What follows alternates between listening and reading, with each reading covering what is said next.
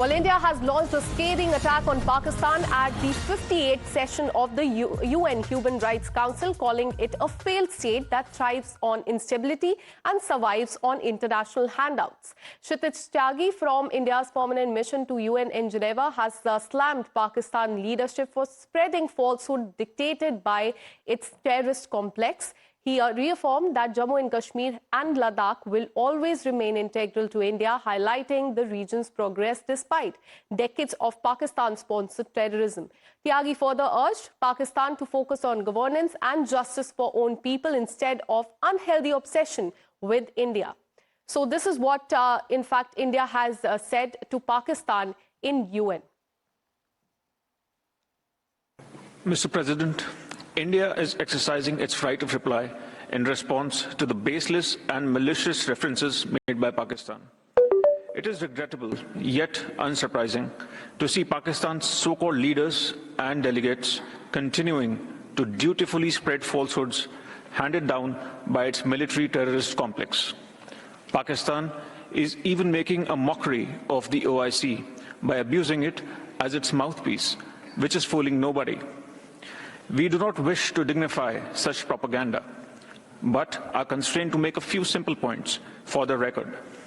First, the Union territories of Jammu and Kashmir and Ladakh were, are, and will always remain an integral and inalienable part of India. Second, the unprecedented political, social, and economic progress in Jammu and Kashmir in the past few years speaks for itself. These successes are a testament to the people's trust in the government's commitment to bring normalcy to a region scarred by decades of Pakistan-sponsored cross-border terrorism. Third, as a country where human rights abuses, persecution of minorities, and systematic erosion of democratic values constitute state policies, and which brazenly harbors UN-sanctioned terrorists, Pakistan is in no position to lecture anyone. Instead of its unhealthy obsession with India, Pakistan should focus on providing actual governance and justice to its own people. Mr. President, it is unfortunate that this Council's time continues to be wasted by a failed state, which thrives on instability and survives on international handouts. Its rhetoric reeks of hypocrisy, its actions of inhumanity, and its governance of incompetence.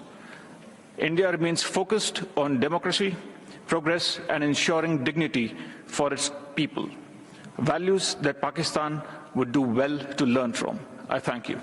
Srinjoy joins us live on the broadcast. Srinjoy, India has shown a mirror to Pakistan, called it a failed state, also made the stand clear on Jammu and Kashmir. Give us more details. Yes, first of all, failed state. Now, how many times has Pakistan gone to the IMF for financial assistance? At least 20 times. So this will tell you very clearly Pakistan's economic position. Besides, Pakistan's primary export in recent years, at least since 1989, has been terrorists. So if this is the country that you are, then to actually criticize anyone, particularly a democratic country like India, is unusual and uncalled for. That is what Kshitij Tyagi has said, that Pakistan is a failed state. Now, if you are a failed state, you have no economy, you have no political structure, because the military intervenes every often. You have nothing going for yourself. Then you are a failed state, and your only export is terrorists. That is a point that has been made again and again by Kshitij Tyagi. And therefore, if you're going to talk about Kashmir and Ladakh, both have been part of India for over 75 years. They have regular elections. The people of Jammu and Kashmir and Ladakh are making it clear that they are Indians. Pakistan is in no position to comment about it. That is the point India has made in the UN today. Well, absolutely. So, scathing attack on Pakistan by India. Let me go across to foreign affairs expert J.S. Sodhi, who joins us live on the broadcast. Thank you for speaking to Times Now. How do you look at this scathing attack by India on Pakistan, calling it a failed state? Jai Hind, Akansha. It's my honor to be on your esteemed channel. Well, if Pakistan has got little doubt that it is not a failed state, it should look at the former US President Joe Biden's statement on 15th October 2022 when he said Pakistan is the most dangerous nation in the entire world. Akansha, in 1952, when it was mere 5 years of India getting independence and Pakistan emerging as a new nation, that time in 1952, Pakistan's economy was little better than India. Pakistan's per capita GDP was $83.3 and India was lesser at $82.2.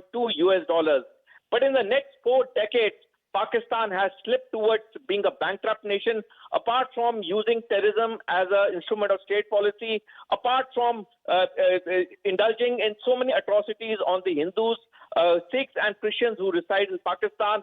This clearly shows Pakistan is a total failed state. And I salute the Indian representative in the United Nations for having spoken so candidly. I think if Pakistan has little iota of shame, it should introspect and try to progress as a nation.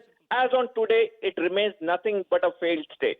Well, absolutely. And this is a complete expose of Pakistan at UN. Thank you, Jay Sodhi, for speaking to us.